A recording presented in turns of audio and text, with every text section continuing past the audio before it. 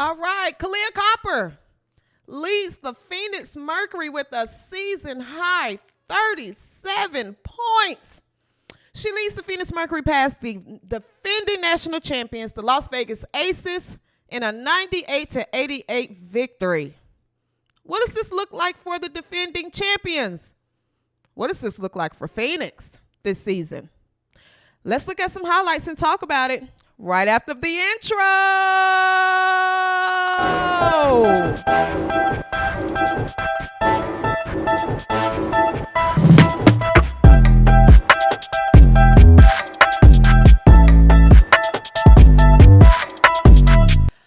All right, what's up, boys, girls, he's, she's, they, them, we's, or whatever the hell you identify as?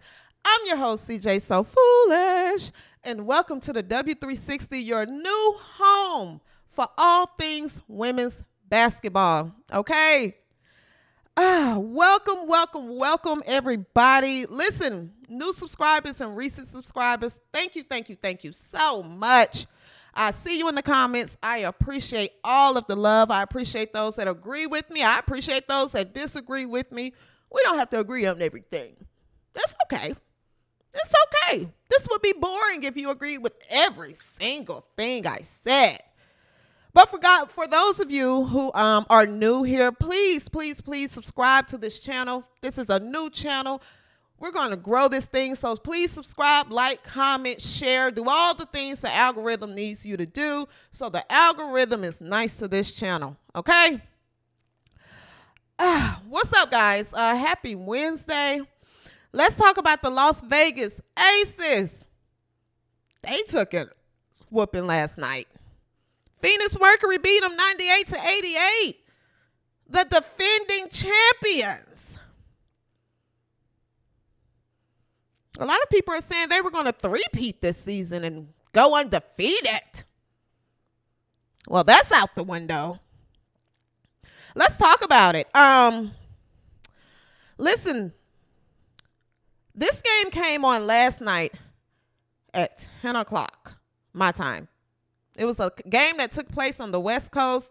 You guys, if you follow this channel, you guys know I tend to go live after the game. So, yes, please turn on your notifications so you can know when I'm going live.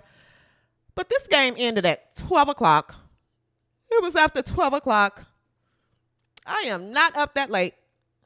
Definitely not up in front of a camera. I am good and in bed at that time, okay?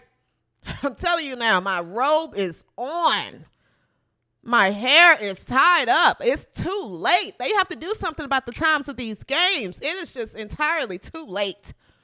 Okay? We want to get on YouTube and review them and talk with people, and everybody's asleep. Everyone is asleep. I was asleep at the end of the game. So just for future reference, guys, if it's a late game, I'm not going live afterwards. Okay? I am washed. I am not going live afterwards. I am in my 30s. I'm in my 30s. I can't stay up that late anymore. I am washed. 12 o'clock, I'm asleep. I am in my REM sleep at that time, okay? But let's talk about the game. It used to be a time, really quick. I remember I could stay up until 3, 4 o'clock in the morning and get up and go to work. I could even stay up late and drink sometimes. I can't do that now. I cannot do that now. If I have a late night where I go out and decide to have some drinks, I better not have anything planned the next day, because I'm not going to make it. I need a 24-hour recovery time. I'm telling you, I need 24 hours, sometimes 48, depending on how hard I party, to recover. And sometimes I be thinking I need an IV. So I say that to say, guys, these late night games, I'm telling you, we're going to have to talk about the next day. Just like this game, guys. The Aces, like I said, they lost. DC said I stayed up for a loss at that. Yes, and then they lost. I was like, girl, I could be asleep. But not to take away from Phoenix, they played a really, really good game. They played a good game. We're going to talk about it. Like I said, the Aces lost 98-88. Um, let's get into some stats from the game. Asia Wilson. Asia Wilson, in my opinion, the best player in the WNBA. She had 21 points, 13 rebounds, 2 assists. She was 8 for 18 from the floor. Kelsey Plum Dog had 27 points, 5 assists. Jackie Young had 23 points, 8 rebounds. And Alicia Clark, she had 4 points. And Alicia Clark she was a little off last night. Kia Stokes, she had 11.6 rebounds and 1 block. Okay. Before I get into this Aces team, guys, the Aces, if you're new to the WNBA, welcome. I welcome all new WNBA viewers. Don't let the insufferables scare you off. If you're new, it's okay. You're at home with me. Okay. But if you're new to the WNBA, this Las Vegas Aces team is the monsters, like real life monsters of the WNBA. Like, this is an incredibly talented team. They're the super team. You want to see good basketball. You want to see behind the back passes, alley-oops, just good basketball. The Aces is the team to watch. Now, for those who can't think critically, when I say they're the monsters of the WNBA, I'm not saying as far as they look like the monsters, because I promise you I'll have someone say, that's offensive, which that's why this channel does not welcome sensitive viewers. But when I say the monsters of the WNBA, I mean they're the most talented team of this league. They're the upper echelon of the WNBA. But they didn't really have enough to pull it off last night. The Monstars eventually ended up losing. They didn't have enough to pull it off last night. I want to get into some highlights. From the game. And then let's come back and talk about it. Okay? Let's get into some highlights here. Here we go. Well, first, let's start with some looks. Asia Wilson looks amazing. Chelsea Gray looks like the brat. Jackie Young looks good. Alicia Clark looks good. There's Sydney. I like those pants, though. Those look good. She looks like a track coach. Look at my girl, Kate Martin. She looks like she's going to the beach. And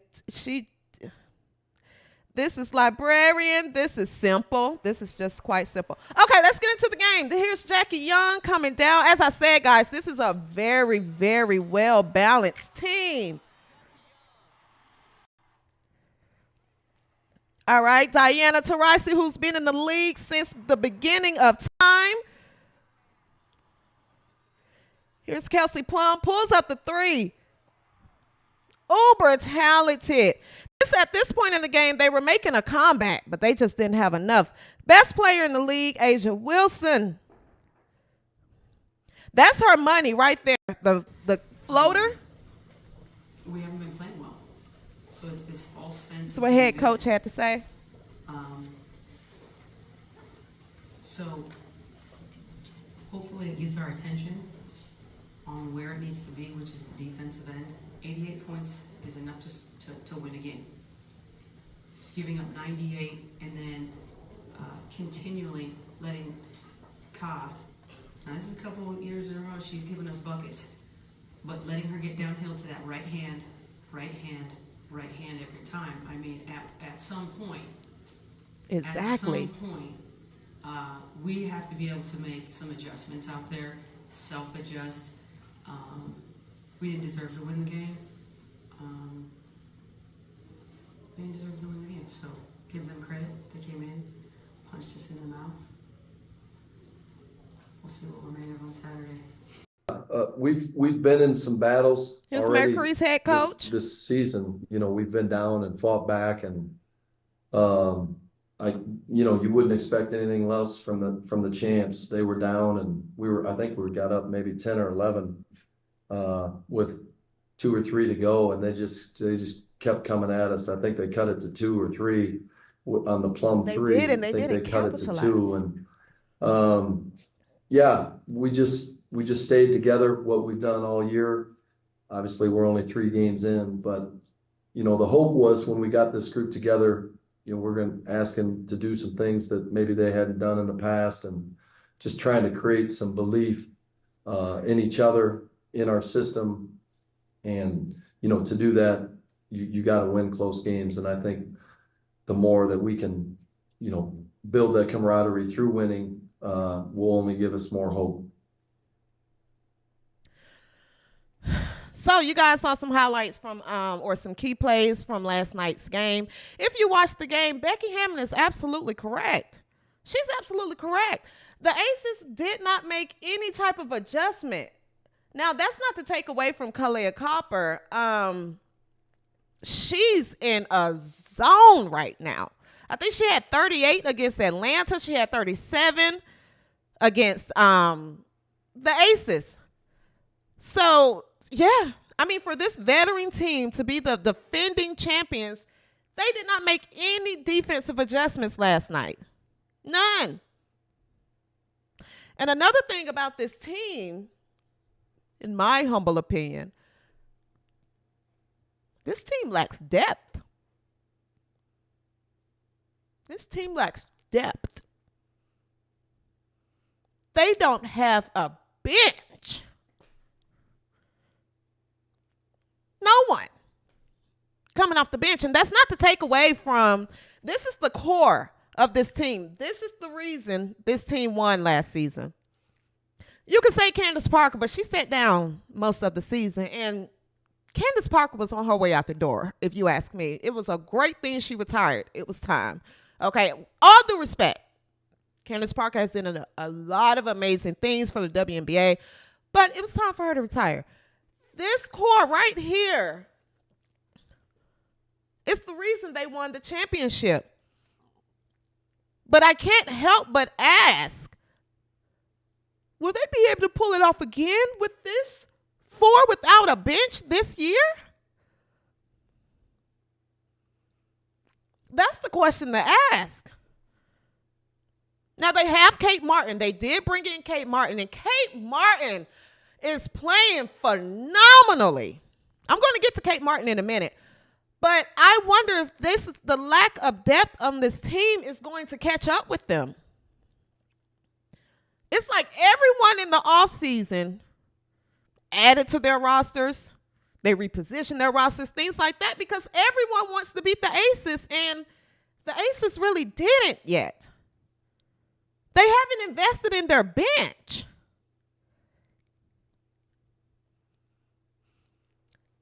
They're so incredibly talented to where they was able to win last season with this 4. But it warrants the question, can they do that for a 3rd season? Can they three-peat? I'm looking forward to seeing. I'm looking forward to seeing if they'll be able to pull this off. But one issue that I want to point out for this team, let me get them down. Or another issue, rather. A second issue to me that stands out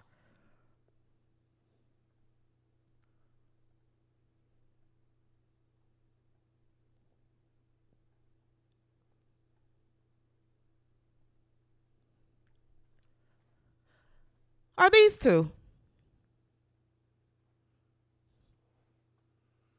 These two.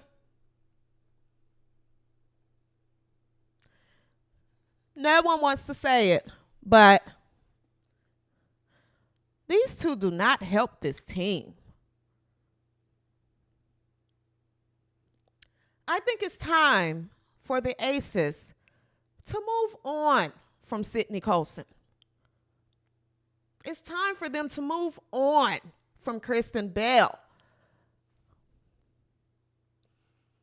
They're harping on this loyalty and the fact that, they're great for the culture. We'll hire them in the front office. Kate Martin has came on this team and did more for this team than Kirsten has did in years. For this league to continue to harp on there's limited roster spots, there's limited roster spots on each team, you two are wasting 2 of them. This team is wasting 2 roster spots right here on these 2 players. So I think if the Aces wants to start somewhere, start here. They are dead weight.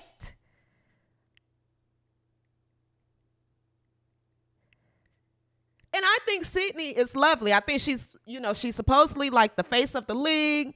She's funny. Well, girl, you can go be a comedian. You can get on stage with me. But they're not doing anything to help this team. And this, maintaining your loyalty to these 2, may come back and bite them. Because every team in the league has filled their roster with the intent to beat the Aces. Everyone wants to beat the Aces. And besides the Fever, every team is going to come out and play their best. And I mean besides against the Fever. When everyone plays White Sheezes, Caitlin Clark, and the Indiana Fever, they're going to play their absolute best because they have something to prove. And when everyone play the Aces, they're going to play their absolute best because they want to beat the defending champions. So in the offseason, you would think that they would expand their roster, or not even expand, invest in their bench to help three-peat. And it just doesn't seem like they did. These 2 are a waste of time.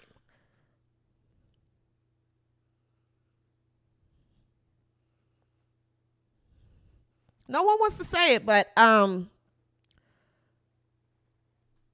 Sydney Colson should put on a blazer and a hoodie with the rest of the coaches. And I know people like to say, well, in the championship game last year, she locked down on defense. She offered defense. You can find someone else to do that and offer more.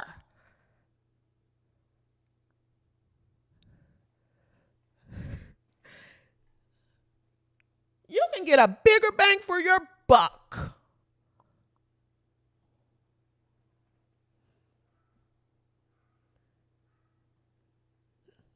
Instead of Sydney Colson.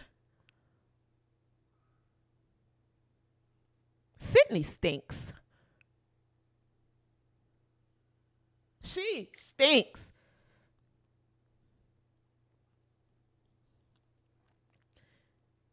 Kirsten still plays like she's at Florida Gulf Coast.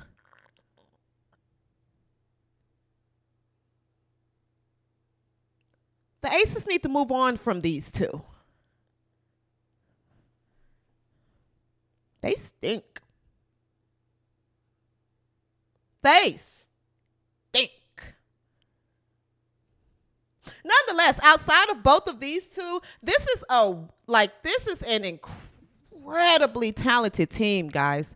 Like when I say if they three-peat and they decide not to invest in their bench, they might be still good enough to win again. Like that's how talented Asia Wilson, Chelsea Gray, Jackie Young, and Kelsey Plum is. Says a lot about the league, but still, that's how incredibly talented this team is. But if you want to lock that in, the Aces have to invest in their bench. They have to, or it's going to come back and bite them in the butt.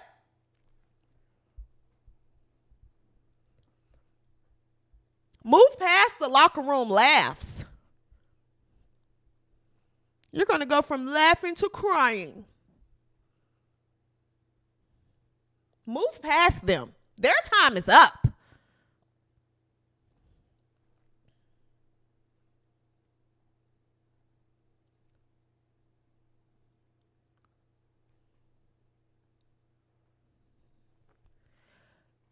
Kate Martin is playing phenomenally. Martin is playing phenomenally. And she got drafted by mistake. Kate Martin didn't even go to the WNBA draft thinking she would get drafted. She was just there to support Caitlin Clark. She was there to support her girl. She was just there to support Caitlin Clark. She was just there to root her on. And they called her name, and she was like, me? Yes. And on top of it, with Kate Martin, right now, Kate Martin looks like the X factor for this team. She wasn't brought to this team to score. She has scorers on the team, the starting lineup that can score at will. So that's not her role. Her role is to come in and give up. The impact that she's making on the floor when she gets in is phenomenal.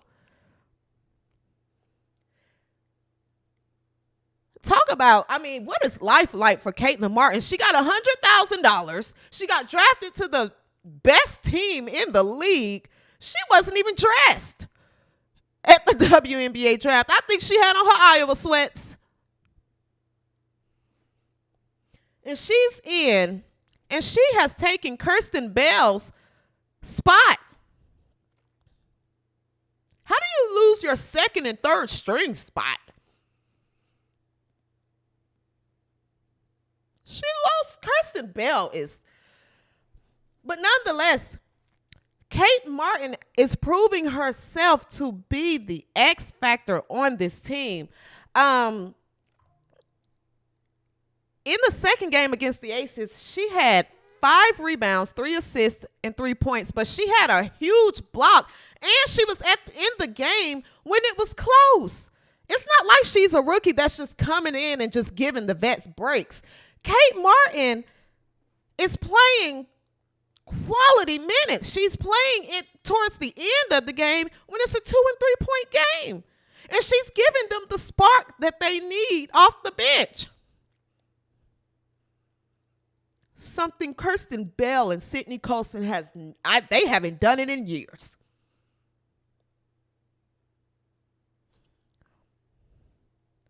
I want to take a look at, just to give you guys an example of what Kate Martin is doing in the small time that she's getting on the floor. One of the key plays that I loved from Kate Martin, where are we? She had a huge block. Here it is. Rookie!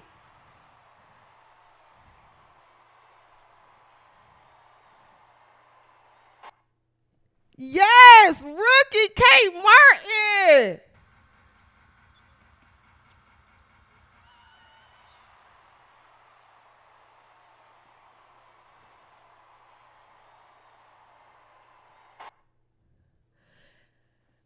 And you can tell she's playing with hella confidence.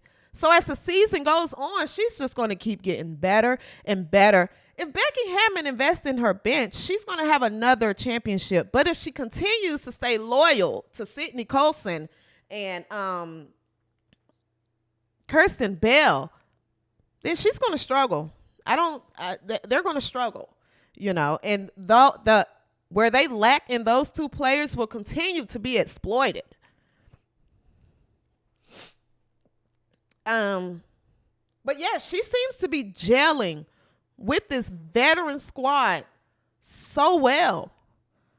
And this doesn't happen in this organization. Becky Hammon is a coach that believes in playing her starting 5. She'll play them all game. She don't care. She will play them all game. But you're taking a risk because you're depending on them staying healthy, which, look what's happening now. Chelsea Gray is out. So you have to bring in Sydney Colson to run the point. But they're so talented to where she can hide just how bad she is.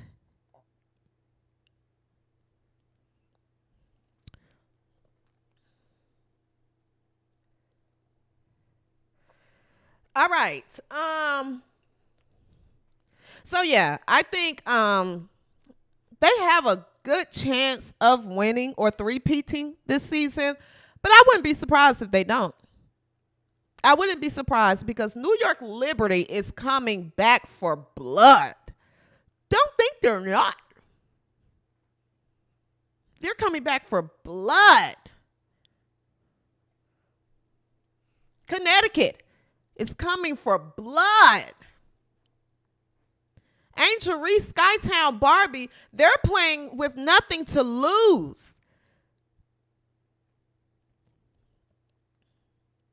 I don't know why. Something tells me that Chicago is going to give Vegas a game.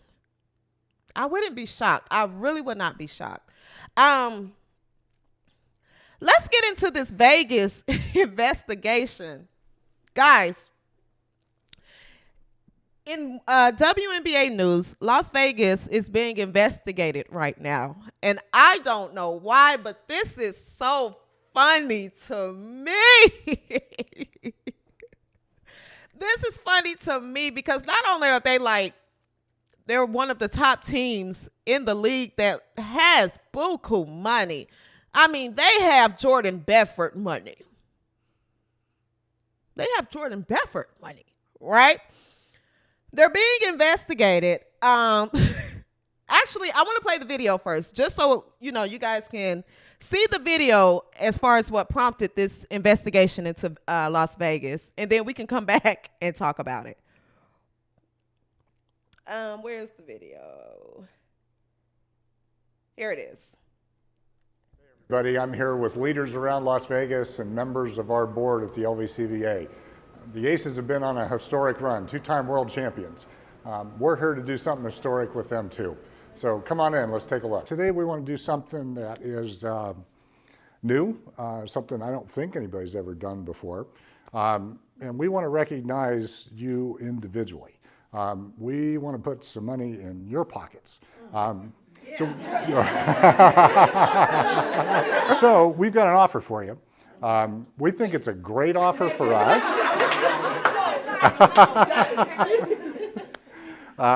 We think it's a great offer for us. We hope you think it's a great offer for you.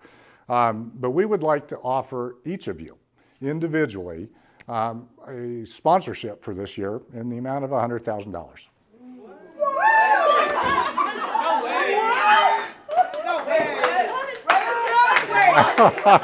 The offer is really simple. We want you to just play. We want you to keep repping Las Vegas. And if you go to three-peat, that'll be icing on the cake. So that's it. One other thing, I just want to let you guys know, we have talked to every one of your agents. Oh, yeah. Proud of you. 1, 2, 3.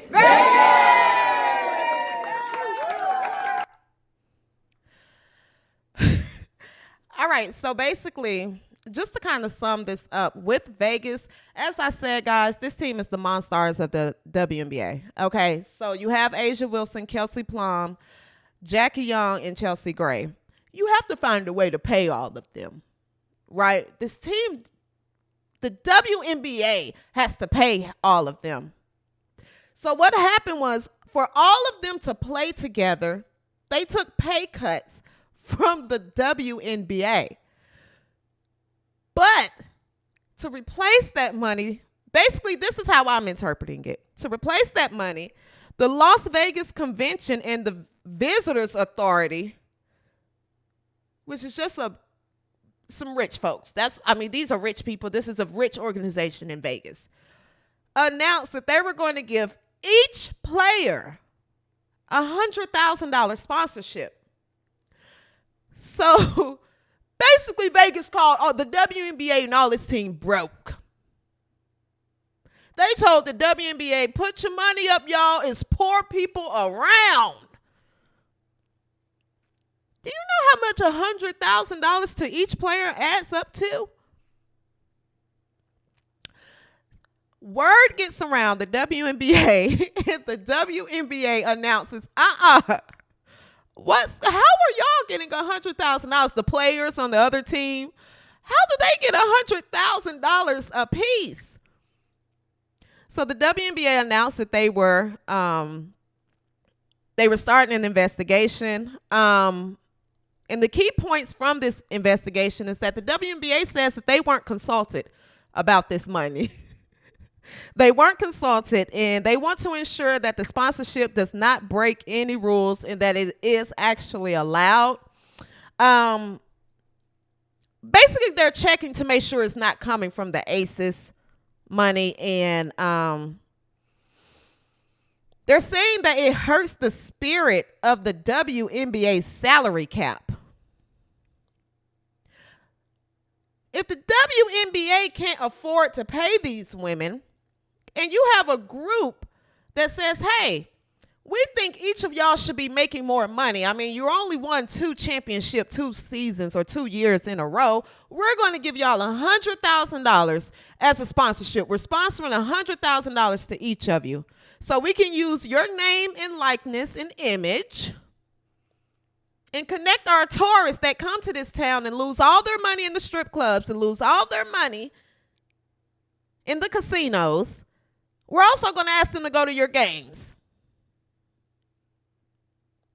I don't see anything wrong with that. The only thing this tells me as far as the WNBA is they're mad because they didn't get a cut. It's capitalism. They're upset that they didn't get a cut. How does all these girls get all this money and we don't get nothing? That's what this investigation says to me. So yes, I had to mention that this investigation into Vegas is hilarious. There are so many things you can investigate in this league. But you choose to investigate a $100,000 donation to each player on Vegas team. It makes no sense to me, none whatsoever. But I don't think, there's nothing to find there. This organization said they spoke with each of the players' agents. It's a donation. So they found a loophole. I'm not mad at it. Sorry for the ones who didn't get it. In the great words of Dawn Staley, it's uncommon favor. That's life. Get over it. I think Sydney Colson and Kirsten Bell should donate theirs. They should donate their money.